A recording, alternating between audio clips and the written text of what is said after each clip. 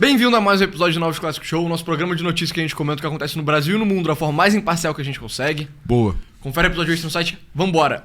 Gilberto Kassab falou que o Haddad era fraco e que se tivesse uma eleição hoje o PT perderia. Cara, é pra ficar muito atento. Quando o Kassab fala publicamente... Ele é um cara de bastidores, né? Ele é o grande arquiteto do universo da política brasileira, fazendo uma referência à maçonaria. Mas quando ele dá esse tipo de pronunciamento público, é pra ficar muito atento porque tem um propósito.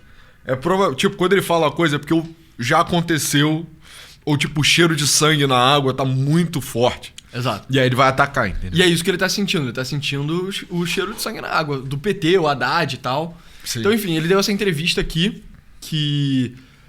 primeiro, ele humilhou o Haddad, né, basicamente. Então, ele começou falando: o que vemos hoje é uma dificuldade do ministro Haddad de comandar. Um ministro da economia fraco é sempre um péssimo indicativo. Mogada, né? Cara, como diriam os jovens. Você falar que, a visão do Haddad sobre a economia está errada, o Haddad não sabe sobre economia e tal, é uma discordância aqui, discordância entre homens que tem um certo respeito entre si, sabe? Sim. Agora, você falar que, cara, ele é um ministro da economia fraco, ele não tem a capacidade de comandar o ministério, é um grave, na minha opinião. Cara, quando o Haddad foi nomeado, eu lembro que rolou um certo burburinho sobre o Haddad sabe alguma coisa de economia. Porque Ele um tem cara uma formação, né? Mas é aquela história, Então, a Dilma também tem, né? Exato. Mas a parada é que, cara, é uma formação bem breve, assim, se parar a pensar. Ele tem uma faculdade de Direito, que são 5 anos. Ele tem um mestrado em Economia, que são 2 anos. Mas é uma coisa que qualifica já muita gente para trabalhar na área. E ele tem um doutorado em Economia. Filosofia. Não, Filosofia. Exato. Exatamente. E aí é sobre filosofia marxista. Então, cara, eu lembro que quando o nome dele tava sendo avaliado, tipo, caralho, o Haddad foi ministro da Educação, tava bom pra ele, né? Você repete ele e aí... Não. O Haddad vai ser, tipo... meio que vai ser o grande cara, né, dessa passagem do Lula, porque, como a gente já cobriu extensamente também, o papel do presidente esse novo arranjo político brasileiro é basicamente um equilibrista de contas, né, e meio bode expiatório, assim, de todos os fracassos da política. Então o Haddad era mais técnico que o Guedes? Não. Não, obviamente não. Era mais técnico que o Henrique Meirelles? Que era quem tava... também, era banqueiro. Era mais técnico. Aí começa a entrar Exato. em território... Aí entra no comentário que o Kassab fez. Eu acredito no sucesso da economia quando você tem ministros de economia fortes. No próprio governo do FHC, no qual fui deputado federal, ou seja, ele é um cara velho também na República Brasileira, né? Você ia encaminhar algumas sugestões para o presidente e ele mesmo falava: isso não é comigo, é com Pedro Malan. O FHC falar isso é bem relevante, porque o FHC foi ministro da economia antes, né? Foi ministro da Fazenda do Itamar e tal, então... Mas ele era um organizador, né? Ele meio que... Sim, ele não era um economista. Ele era meio cara que criava cultura e dava meio que os enfoques para um grupo Mas isso é interessante. De mente brilhante. Isso é interessante, porque o que todo mundo fala que o Plano Real deu muito certo é que não só o plano econômico em si ele estava muito sólido, mas a comunicação foi muito bem feita, né? Porque inflação tem muito essa questão das expectativas de inflação, elas se concretizam em inflação, então você comunicar bem é muito importante. E hoje, um dos principais problemas do governo do PT, inclusive talvez o único que o próprio PT reconhece, é que eles estão comunicando muito mal.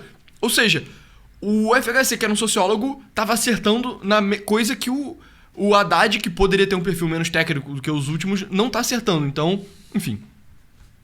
No primeiro governo Lula, o Palocci comandava. Pessoa, só tá rolando um certo hype em torno do nome do Palocci na internet.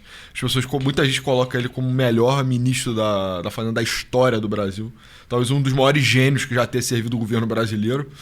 E tem muita gente pedindo pra gente fazer uma tier list de ministro da Fazenda, cara. O que eu acho que exigiria uma pesquisa um pouco mais intensa, mas é uma coisa que a gente pode pensar também. Sim. Enfim. No governo Temer, Meirelles comandava. Todos os bons momentos do Bolsonaro foram relacionados ao Paulo Guedes. E a presidente Dilma não foi bem porque ela queria comandar a economia. Eu achei esse comentário, extremamente lúcido, né? Uma coisa é fato. Todos os bons momentos do Bolsonaro foram relacionados ao Paulo Guedes. Isso é absolutamente verdade.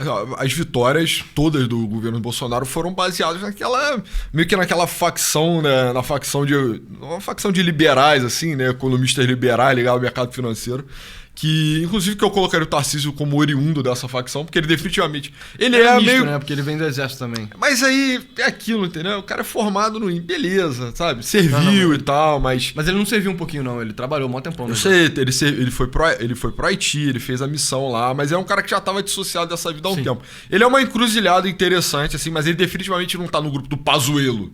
Total. Entendeu? Ele tá bem mais no ele grupo era ministro da infraestrutura, né? Ele fazia coisas que eram serviço da economia. Exato. Enfim. Enfim.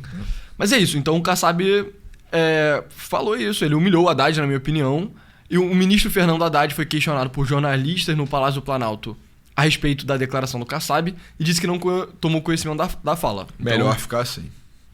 Porque, cara, humilhação braba, assim. É aquilo que foi literalmente a introdução do vídeo.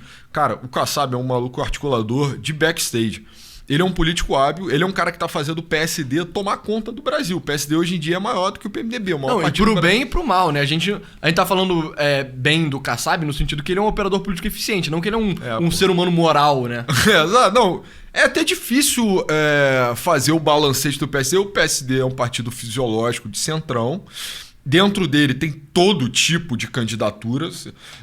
Você vai desde a governadora lá de Pernambuco, que é centro-esquerda. Você vai desde o Eduardo Paes, que eu consideraria pelo menos centro-esquerda, até o Ratinho Júnior, que é um cara que tem uma entrada fenomenal com o bolsonarismo.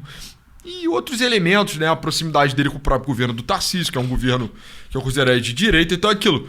O PSDB, ele joga para vencer. O PSD joga para vencer e nessa estratégia, onde existe muita liberdade para os elementos políticos locais, tá funcionando, entendeu? E julgar o Kassab moralmente é até difícil, porque aquilo, cara, é meio que um... Don't hate the player, hate the game. Né? Não, e é meio que um narrador iniciante, né? Tipo, tá, beleza, você é de esquerda. Eduardo Paes tá ruim? Raquel Lira tá ruim? Não. Você tem que agradecer ao Kassab por tabela. Mas tá bom? Não, o Eduardo Paes tá bom? Cara, dentro do... Eu também não acho o Eduardo Paes particularmente ruim, não. Não. Tipo, tem coisas que eu faria diferente dele, mas até que ponto ele não tá tentando e não tá sendo travado por outras coisas. Exato. Enfim. Mas se você é um cara de direita também, cara, você vai falar mal do Kassab, tipo, tá, beleza, ele integra lá os ministérios do governo do Lula, mas, cara, ele tá colado no Tarcísio, tá colado no Ratinho, são governadores de direita. E aí, enfim, eles falam que as tentativas de equilíbrio fiscal do Haddad fracassaram, né? Ele tem tido problemas com o mercado financeiro e tudo mais, enfim. Eu acho que é adequado falar que o Haddad ele tá fracassando com a condução do Ministério da Economia dele, porque o nego tá usando muito aquela desculpa de a comunicação tá ruim, a comunicação tá ruim. Mano, tá, valeu. Se a galera tá usando essa desculpa, é um sinal que tu tá fracassando mesmo. Top. E aí, o Kassab ainda falou mais. O PT, se tivesse uma eleição presidencial hoje, o Lula perderia. Então, falou que não estaria na condição de favorito, mas na condição de derrotado. Não vejo uma articulação para reverter essa tendência de piora no cenário. Ou seja, um cara de backstage, um cara de articulação falando que a articulação do PT tá ruim também. Sim, e a gente já fez um episódio cobrindo... A gente, sempre que o Haddad, o Kassab se manifesta publicamente, tem um episódio porque aqui. Porque é interessante, né? É sempre bastante interessante. Exato. Isso aqui tava na capa da Folha ontem, tá? Então não é só a gente que considera isso relevante. Claro, pô. Ele é um verdadeiro manda-chuva hoje em dia, né? De política de backstage. Mas... E você deveria prestar atenção, porque é um cara que sabe muito, entendeu? Cara, é o ápice, assim, da tradição de libaneses na política, basicamente. E, cara, pra ele estar falando uma porra dessa, primeiro, porque ele não tava falando isso, acho que 2 meses atrás, talvez, a gente tenha feito o último episódio do Kassab, onde ele falou que ele não achava que o Tarcísio deveria disputar em 26, porque o Lula é muito forte, é um cara que surpreende, é um cara fenomenal, que não pode jamais ser subestimado, beleza. Agora já mudou um pouco o tom, ele falou, cara... Se fosse hoje, ia perder. Se fosse hoje, ia perder. Mas ele continuou, ele também falou que não descarta uma mudança no cenário, considera o Lula candidato forte. Então, ele tem muita experiência, pode fazer uma reviravolta no seu governo. O que precisa fazer para ganhar, ele faz. Isso, de fato, é verdade. É verdade. O Lula 1, Lula 2, e foi marcado por muito pragmatismo do Lula com relação a tudo, eu diria. Então, ele foi pragmático na política econômica dele. Quando ele mesmo ele sendo um cara mais de esquerda, assim, mais socialista, ele foi liberal, ele foi mais ortodoxo em momentos e tal. Reformou a Previdência. Então, ele também sendo um cara mais ideológico, ele colou no centrão quando era necessário. Então, o Lula, de fato, é um cara pragmático, isso pode acontecer. Colou até demais, né? Pois é. Enfim, e aí, a galera tava justificando muito mal esse negócio. Ele falou também da possibilidade da fusão do PSD com o PSDB, que seria bem interessante. Que o PSDB, ele surgiu do PMDB na redemocratização e agora talvez ele só migra de volta para as origens dele. Ah, mas o PSD não é o PMDB. Mais ou menos. De fato, ele não é o PMDB, mas hoje ele é o que o PMDB era na década de 90, nos anos 2000, né? Ficou meio sem lugar, né? Esse lugar da social-democracia, o PT meio que tomou conta, assim, né? Na medida que ele foi ficando mais brando, aí engoliu o PSDB. Hoje em dia, depois que os tiozões aprenderam que eles não precisavam votar, quer dizer, mentira, né? Depois que os tiozões tiveram a possibilidade de não votar no Alckmin, aí o PSDB acabou, entendeu? Exatamente. E aí também ele falou sobre a eleição de 2026, ele falou que o Tarcísio seria o maior expoente da oposição. Então, mais que ele visa reeleição para o governo paulista e que provavelmente vai ter nomes como Romeu Zema, Ronaldo Caiado e o Ratinho Júnior, que ele lançou também, né? Então tem essa notícia aqui, que o Ratinho Júnior lançará pré-candidatura à presidência até abril. E o Ratinho Júnior é do PSD, ou seja, isso aqui também tem a anuência, obviamente, do Kassab, né? Isso é um lançamento feito do Kassab, basicamente. Sim. Mas enfim, interessante que ele não menciona o Bolsonaro, então descarta completamente a possibilidade do Bolsonaro, e ele fica nessa de falar que o Tarcísio, cara, vai ser o governador paulista, sabe? É aquilo, não dá pra saber exatamente, mas as pessoas comentam nos bastidores que o Tarcísio é o queridinho, assim, dos caciques da política. Ele é meio que o cara que é quase unânime, assim, sobre... É a melhor forma de conciliar, tipo, manter as nossas estruturas de poder e ter uma boa gestão e caminhar para o fim da anomalia, né? A anomalia sendo, sei lá, essa dicotomia muito entre Lula e Bolsonaro, né? Exato, né? Essa política muito acirrada, muito bipartida, etc. O Tarcísio seria o melhor caminho para, cara, o Brasil voltar a pensar em, tipo, pô, todo mundo não tem preconceito com o presidente e tal. Seria a possibilidade. Só que ao mesmo tempo também, esse pleito em 26, ele não só vai ser muito disputado, vai ser uma das eleições mais, eu acho, pelo menos, vai ser uma das eleições mais competitivas desde 89, que foi a primeira que teve, sei lá, 20 candidatos, sabe? Pra mim, a leitura do Kassab é perfeita, é aquilo. Cara, vai ter, com certeza, o Caiado, ou alguém do Caiado. O Zema colocou o corpo fora, disse que estava submetido ao Bolsonaro. Até que ponto? O Ratinho, ele vai lançar. Marçal vai fazer questão de vir também, é o que parece. Então, caralho, é uma loucura. Exato. E o que eu penso também sobre esse comentário do Tarcísio, que ele não tá falando, tipo, não, esquece Tarcísio. Tarcísio vai ser governador. Ele tá falando, pô, ele seria o maior expoente da oposição, mas que ele visa a reeleição pro governo paulista. Cara, isso quer dizer que, pô, tem uma chance ainda de ser o Tarcísio, entendeu? Só não é o momento de falar que o Tarcísio é o cara. Exato. Eu acho que o 2026 é aquele céu nublado que, cara, começa a abrir e tal. Exato. Em alguns episódios atrás eu fiz a analogia que, cara, 26 é um jogo de alto risco e alto retorno. Porque, enfim, as coisas estão instáveis, né, em Brasília. Se você chamar muita atenção, você pode ser prejudicado por elementos que não estão contidos necessariamente, né, na estrutura democrática, né, política da coisa.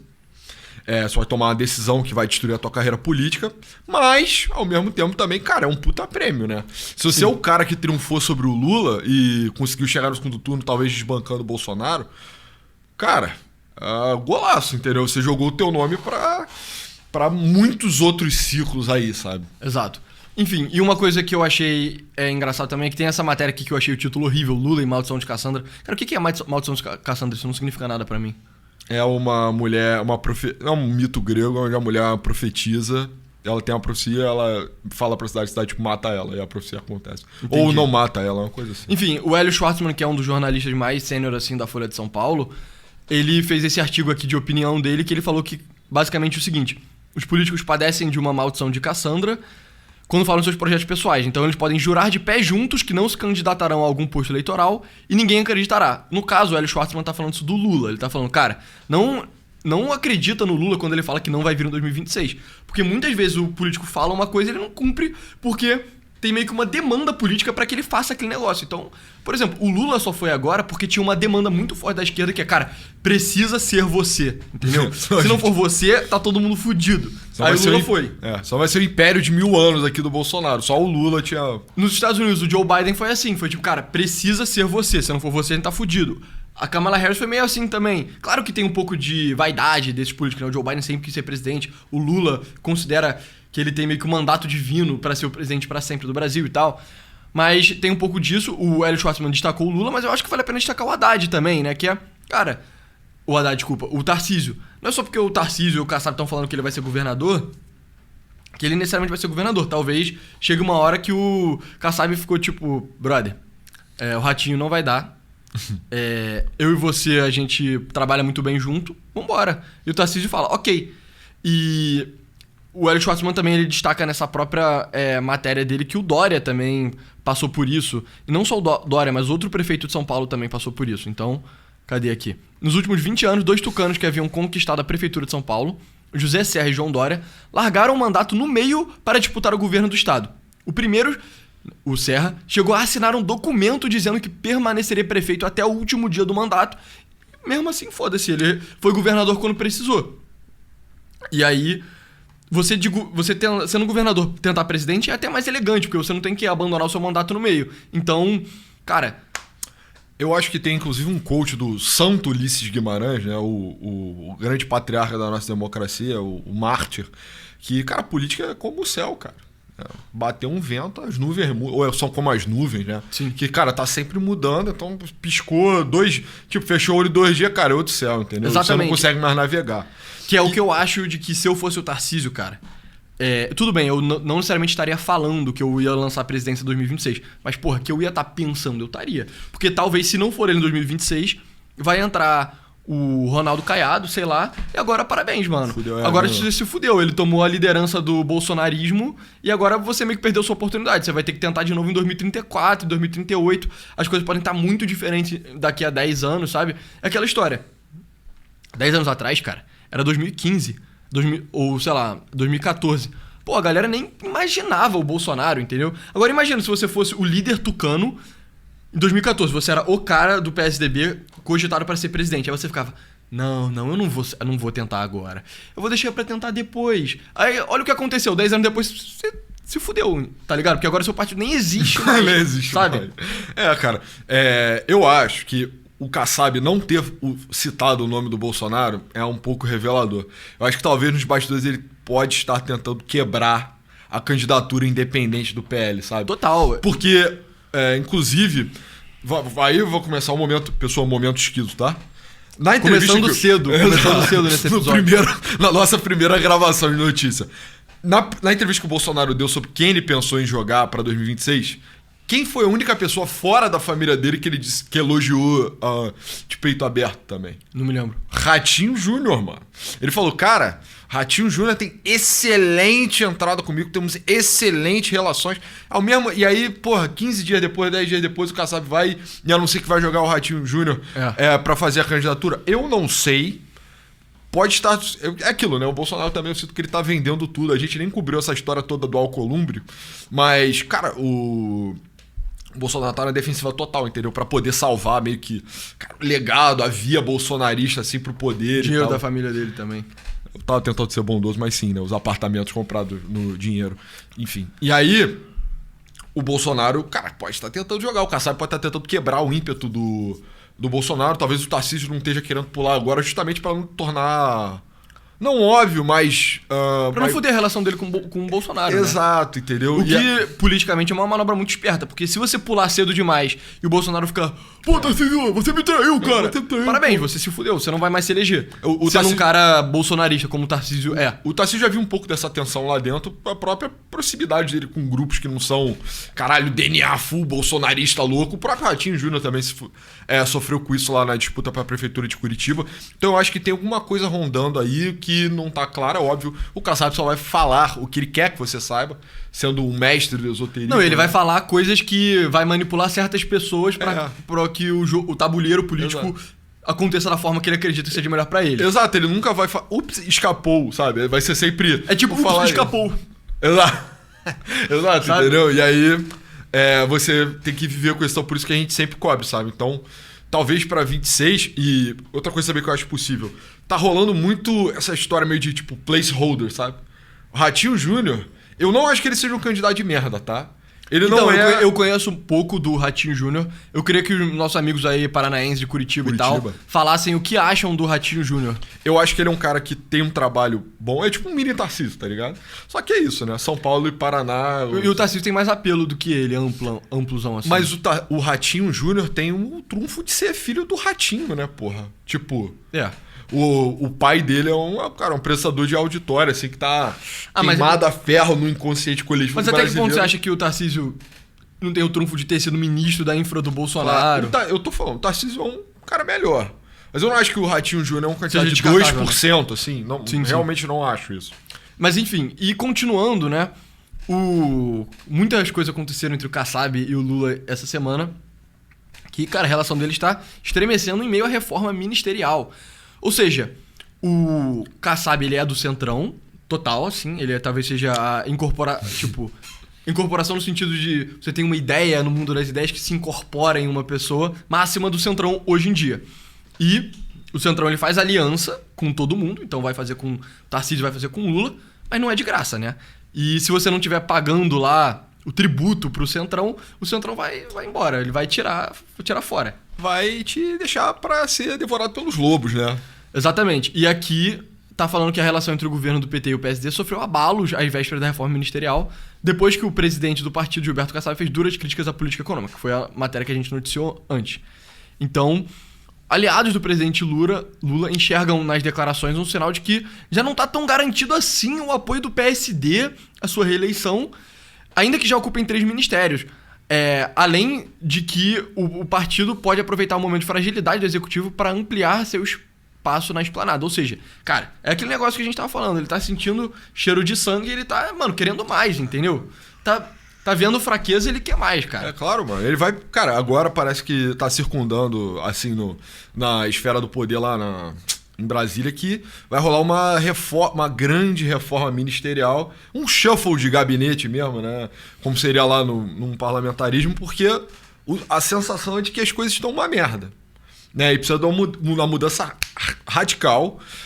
Não vai ser tão radical assim, tá? Mas precisa de uma mudança forte no sentido das coisas para salvar o Lulinha para 2026. E aí, claro, você responde à necessidade em si, né? De mudança, é óbvio pra todos. Só que, cara, você também deixa a sua bunda meio de fora, sabe? Você mostra a fragilidade mesmo. E o governo tem muitos sinais de hesitação. E aquilo, o Kassab tá embarcado. Tem 3 ministros que estão lá dentro do governo do PT, você sabe, fazendo de sempre, né? Licitações, contratos, etc. Né? E aí, conforme o governo do PT vai ficando mais impopular, e tá ficando todo sinal, mais inseguro e mais isolado, cara, o pedágiozinho vai subindo, né? Exato. O pedágio do Centrão vai ficando cada vez mais caro, e a tendência é que o Kassab vai entrar e vai pedir mais cadeiras, provavelmente, para ele poder extrair mais... Exatamente, poder. Ou pedir algum tipo de concessão parlamentar, sei lá, entendeu? E então o Lula já avisou os aliados que a Gleisi Hoffmann vai assumir um ministério na reforma. Fudeu. Que eu não sei... Fudeu. Eu não sei maquiavelicamente o que isso ganha, né? Porque eu não sou muito fã da Gleisi Hoffmann, sabe? Eu acho que ela é uma política da ala mais louca do PT, assim. Totalmente... Representa o que tem de pior dentro do PT, né? Exato. Mas enfim, eu acho que é importante também, cara, porque o Lula, ele perdendo o Kassab, aí começa a ficar uma coisa... O governo dele começa a ficar mais ameaçado, entendeu? Porque é aquele negócio que a gente falou no episódio do impeachment. Muita gente fica falando do impeachment do Lula. Cara, não vai rolar. Por enquanto, é impossível. Mas se ele começar a brigar com o Centrão, talvez... Aí já começa a fazer mais sentido discutir isso mais seriamente, entendeu? Porque o grande erro da Dilma foi meio que brigar com o Centrão. Na época era o Eduardo Cunha, que a Dilma tava brigando. Hoje, o presidente da Câmara talvez não seja tão importante quanto o Eduardo Cunha era na época, né? Não sei, mas se você perder o apoio do PSD, o PSD é um dos maiores partidos no Congresso. Maior. Então, maior no Senado. Exato. E a tendência é que talvez o Lula só entregue o que o Kassab quer e fique tudo bem, sabe? Mas... E, enfim, quais são os outros impactos disso? Que talvez o Lula entregando pro Kassab o que ele quer, então... Vamos supor que caia o Haddad e bota um ministro da Fazenda que seja mais alinhado com os interesses do Centrão. Os interesses econômicos do Centrão, eles são estabilidade, é a coisa suprema. Então, imagine a condução da economia mais parecida com o que foi o do Temer e do que foi o Lula 1, principalmente, sabe? Então, menos essas coisas de acorte de imposto para quem é muito pobre, para quem ganha menos de 5 mil reais, etc. E mais umas reformas meio estruturantes, assim. Então, fazer mais uma reforma da Previdência, sabe? Esse tipo de coisa é o que uma pessoa como o Kassab provavelmente pediria para um ministro da Fazenda. Não porque ele acredita, tipo, não, o liberalismo econômico é a melhor pauta para o desenvolvimento do Brasil. Não, é que, ele acredita que isso é a melhor pauta para que o Brasil continue estável, para que os interesses políticos dele continuem pagando dividendos, entendeu? Exato. O Centrão, ele é chamado de fisiológico, cara, remete à biologia às funções que são necessárias para a manutenção do teu corpo, entendeu? Então, conforme cresce o Centrão, a projeção de poder do Centrão dentro do governo, significa que as coisas vão ser mais, eu acredito pelo menos, responsivas. É tipo, se não fizer nada na Previdência, vai quebrar em 28. Então, fisiologicamente, o Centrão se movimenta e resolve isso. É sobre estabilidade e equilíbrio para poder continuar extraindo benefício individual, sabe? É tipo, não pode dar merda, não vamos aflorar os ânimos, sem planos megalomaníacos, ideológicos, a gente só vai manter o corpo vivo, meio parasítico também, parasitário, né? Você poderia colocar, no sentido que o parasita não te mata, mas ele... O bom parasita não te mata, né? Ele Exato. quer te manter vivo pra poder sugar de você o máximo possível. Exato, né? Se fosse um prion, né? Ele entraria no seu cérebro e, caralho, destruiria a república de dentro pra fora em questão de semana. Mas é um parasita, ele... Cara, vai sugando de levinho ali, mas o nome fisiológico pegou mais do que parasitário, mas os dois são, pra mim, muito razoáveis, sabe? Sim. Mas é isso, cara. Você tem mais algum comentário a fazer sobre todas as declarações do Haddad? Cara, eu fico... Do Kassab? Vai ter o shuffle lá de ministérios, em breve no governo do PT, eu tô animado pra cobrir isso. Só que o único nome confirmado ter sido a Gleisi Hoffmann me diz que, cara... talvez o Lula talvez o Lula esteja de mau lençóis mesmo. O Kassab também mencionou manifestações marcadas para março desse ano, após o carnaval, claro, quando começa o calendário de facto do brasileiro sudestino, carioca e muitos paulistas também. E aí eu não sei se eu dou um peso exagerado a manifestações de massa pelo tempo que a gente viveu, sabe? Cara, na época do impeachment da Dilma era uma parada, era surreal, entendeu? Surreal, cara. Quando teve aquela grande manifestação na Paulista, foi tipo, mano, Cara, coisas estão acontecendo. Exato. Impossível, ou seja, botar tanta gente na Paulista e não ter uma consequência política, sabe? Não, e nego tava exaltado. Teve quebra-quebra em Brasília também, invadiram os prédios lá do Oscar Niemeyer, então não pode mais fazer isso. Mas, cara, se começasse a botar muita gente na rua, eu ia ficar meio... Mas até que ponto isso é bom pro Kassab, né, cara? Porque... Sabe, aquele negócio, se você tá trazendo a turba, a multidão pra política, cara, a multidão, ela não é fisiológica. A multidão, ela é meio que ideológica, assim, ela é passional, sabe? Ela quer grandes mudanças, entendeu? Ela quer mudar isso aí. E o Kassab não quer mudar isso aí, o Kassab quer manter isso aí. Ele quer que isso aí seja aceitável o suficiente pra que ele consiga... Né? Sugar. Exato. Da última vez que a gente juntou todo mundo pra mudar isso aí, a gente escolheu... Exato. O brasileiro escolheu uma nova força pra mudar isso aí que não mudou nada, né? E aí agora o Kassab tá tendo que corrigir toda a anomalia. Mas eu acho que talvez, cara, o Kassab seja... Enfim, eu não sei como isso serviria os interesses dele, né? Mas ele, o partido dele, seja um dos melhores partidos pra puxar grandes manifestações, porque é aquele negócio que a gente já discutiu várias vezes, a gente chegou a discutir com o pessoal do MBL e tal, que é... Cara, por que hoje é mais difícil do que era em 2015, 2016 puxar grandes manifestações? Porque a grande manifestação ia ser meio que cooptada por um lado, por uma das facções políticas. Então, se fosse uma grande manifestação contra o Lula, ia ser bando de bandeira do Brasil, de Israel, Leão de Judá, sabe, bandeira dos Estados Unidos, ia virar uma manifestação bolsonarista. Sim. Se o MBL tentasse puxar grandes manifestações igual puxou 10 anos atrás... Talvez alguns bolsonaristas ficassem mas o MBL, aqueles isentões, blá blá blá, eles são lulistas, eles falaram que o Lula é igual ao Bolsonaro e tal, não vamos na manifestação. Agora, o Kassab é o cara que une o Tarcísio e o Eduardo Paes, entendeu? Então talvez ele seja a melhor pessoa pra fazer o que seria meio que uma frente ampla, assim, pra manifestação de alguma natureza. Agora, o que exatamente contra o Lula? Talvez, sabe? Se eu conhecesse Gilberto Kassab, pudesse perguntar aí alguma coisa, eu faria perguntas nessa natureza, assim, tipo, quão importante é povo na tua equação política, tá ligado? Porque eu sinto... Então, claramente é um pouco importante, né? Porque ele tava falando de eleição. Ele falou, cara, se a eleição fosse hoje, o PT ia perder. Exato, entendeu? Exato. Mas eu queria entender como ele enxerga o eleitor, sabe? E como ele enxerga manifestações, tipo, de 0 a 10, cara, qual a importância em dizer, na época do impeachment da Dilma, qual a importância que ele atribui aos movimentos de massa, se ele acha que é uma condicionante pro impeachment, ou se ele acha que é só babaquice, é só pra... Sim. É só um elemento de terror psicológico pro núcleo real do poder, entendeu? Então, a minha opinião, quanto mais eu penso assim sobre política, mais eu chego em conclusões parecidas com essa. O lado que ganha, principalmente em momento de crise, assim, né? Porque em momento de crise as regras meio que são relativizadas. A gente já discutiu muito isso no impeachment do Collor e no impeachment da Dilma também. Mas as regras mais formais são relativizadas. Então, você meio que faz o que você conseguir. Então, o lado que ganha vai ser o lado que vai estar mais moralizado, entendeu? E você botar milhões de pessoas na rua, no Brasil inteiro, né? Dezenas de milhares ou centenas de milhares num local só, eu sinto que ajuda a meio que construir moral pro seu lado e pro outro lado se sentir desmoralizado, entendeu? Então, eu me lembro, cara, que o pessoal... Mano, o pessoal meio de direita, assim, a oposição à Dilma, né? Porque nem todo mundo era de direita, tava muito moralizado em 2016, muito extremo. E o pessoal do PT estava desmoralizado. Eu sei disso porque os círculos que a gente convivia era muito mais pró-Dilma do que anti-Dilma, entendeu? E o pessoal tava meio desmoralizado. Eu me lembro que todo mundo do PT, assim, assistiu a votação do impeachment meio tipo, ai, não, que tragédia, não. E a galera anti-Dilma tava tipo, Pô, mas as cenas dessa votação são, vão estar pra sempre, entendeu? Gravadas na minha cabeça. Então eu acho que, cara, você botar gente na rua, na melhor das hipóteses, você gera elan pro seu lado, sabe? Que é a diferença entre o governo do Trump de 2016 e o governo do Trump de agora. Por que o Trump performou mal? É porque o elan do Trump, ele não tava tão alto, elan e moral significa a mesma coisa em contexto de guerra, assim, né? Quão disposto você tá a meio que avançar e a não recuar.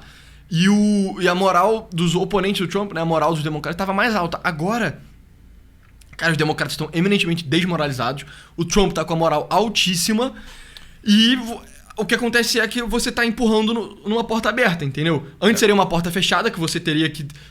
Caraca, fazer uma força descomunal pra conseguir derrotar seus oponentes. Mas se os oponentes estão desmoralizados, você só empurra a porta e ela abre. Mas, cara, sabe o que eu penso sobre as manifestações impeachment da Dilma? É que, no fundo, cara, elas nem queriam impeachment, tá ligado? Porque elas lidaram... as mesmas manifestações lidaram muito mal com o Temer depois.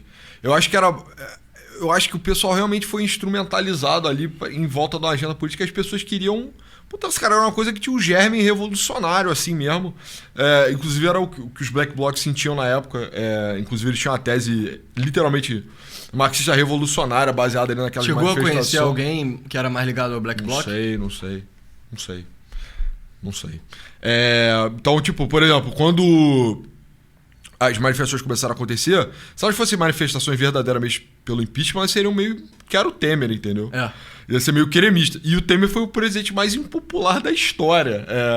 Não sei se ele era, óbvio, legítimo, absolutamente legítimo. Mas ele, cara, quando ele começou a fazer as reformas, então, e eram as reformas fisiológicas, cara, não, vamos sanar a conta aqui, sanar a conta ali, ele era odiado maciçamente.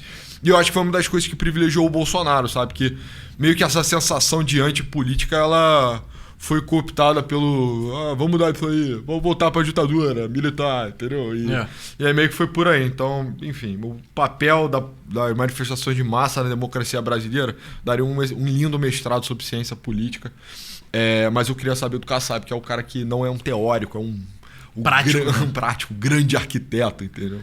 Sim, mas é isso, pessoal. Então o Kassab tá começando a esfriar com Lula e vamos ver o que isso vai significar, não só para os próximos anos, mas principalmente para 2026. Esse foi o Novos Clássicos Show de hoje. Muito obrigado por ter assistido até aqui. Confere o nosso site www.novosclassicos.com.br que a gente bota um episódio extra toda vez que a gente grava. Dessa vez é sobre as políticas de diversidade nos Estados Unidos, como elas estão começando a ser abandonadas pelo governo e muitos, inclusive democratas, estão ficando, cara, ainda bem, porque isso foi um fracasso, entendeu? Então entra no site, lá você pode virar membro também, míseros R$8. Tem acesso ao nosso programa de perguntas e respostas, que a gente responde as perguntas de vocês. Tem para todo mundo, tem conteúdo gratuito, tem conteúdo pago por R$8, onde você ajuda a gente a manter o site. Exato. E fora isso, nos siga no Twitter, o meu arroba é pessoa_A99. E o meu é @novosclássicos, eu roubei o arroba do Pessoa. E é isso, pessoal. Muitíssimo obrigado. Valeu!